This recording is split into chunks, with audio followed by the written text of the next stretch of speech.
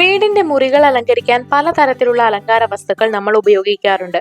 ഇന്ന് വീട്ടിൽ തന്നെ എങ്ങനെയാണ് ഇത്തരം ഡെക്കറേഷൻ ഐറ്റം തയ്യാറാക്കുന്നതെന്ന് നോക്കിയാലോ.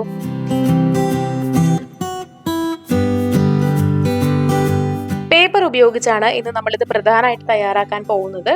ഇതിനായിട്ട് നമുക്ക് tissue paper, paint, brush, gift paper, balloon, പശ, സ്കെച്ച് എന്നിവയാണ് വേണ്ടത്. ആദ്യം തന്നെ ഒരു ബലൂൺ വീർപ്പിച്ചെടുക്കാം.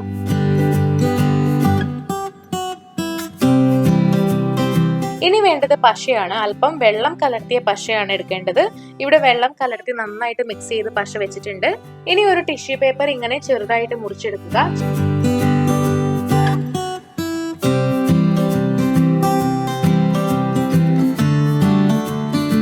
ചെറിയ ചതുര ഭാഗങ്ങളായിട്ടാണ് മുറിച്ചു വെച്ചിട്ടുള്ളത്.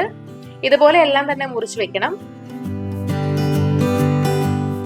ഇനി ബലൂണില് പശ തേച്ചതിന് ശേഷം ഈ ടിഷ്യൂ പേപ്പർ അതിൽ ഒട്ടിച്ചു കൊടുക്കുക. ടിഷ്യൂ പേപ്പർ ഒട്ടിച്ചതിന് ശേഷവും അതിന് മുകളിലായിട്ട് പശ തേച്ച് കൊടുക്കണം. നന്നായിട്ട് സ്റ്റിക്കായിരിക്കാൻ വേണ്ടിയിട്ടാണിത്.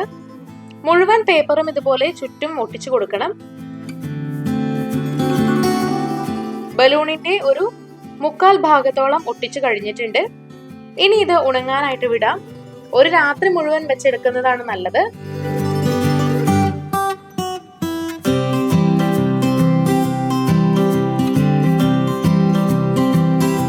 ഇവിടെ ഒരു രാത്രി മുഴുവൻ വെച്ചെടുത്തിട്ടുണ്ട്.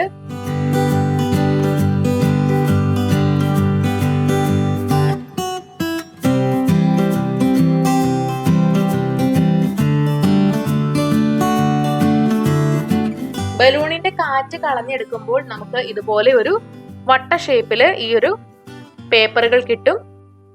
പേപ്പർ എല്ലാം നന്നായിട്ട് ഉണങ്ങിയിട്ടുണ്ട്. ഒരു ചെറിയ ബൗൾ പോലെയാണ് കിട്ടിയിട്ടുള്ളത്.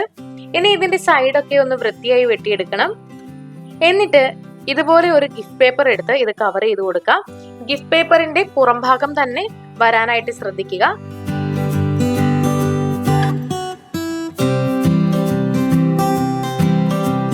എന്നിട്ട് സെല്ലോ ടേപ്പ് വെച്ച് നന്നായിട്ട് ഒട്ടിക്കാം.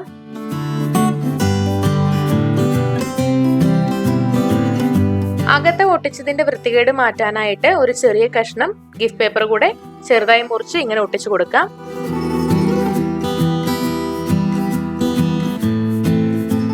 ഇവിടെ നന്നായി കവർ ചെയ്ത് എടുത്തിട്ടുണ്ട്.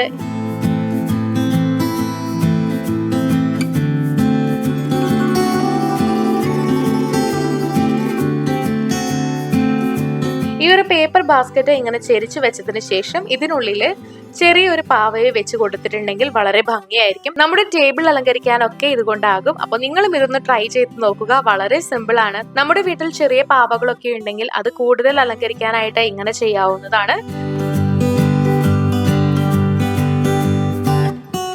വീഡിയോ എല്ലാവർക്കും ഇഷ്ടമായെന്ന് കരുതുന്നു. ഇഷ്ടമായെങ്കിൽ ലൈക്ക് ചെയ്യുക, ഷെയർ ചെയ്യുക, കമന്റ് ചെയ്യുക. ഇതുപോലുള്ള കൂടുതൽ വീഡിയോകൾക്കായി സമയം മലയാളം സബ്സ്ക്രൈബ് ചെയ്യുക.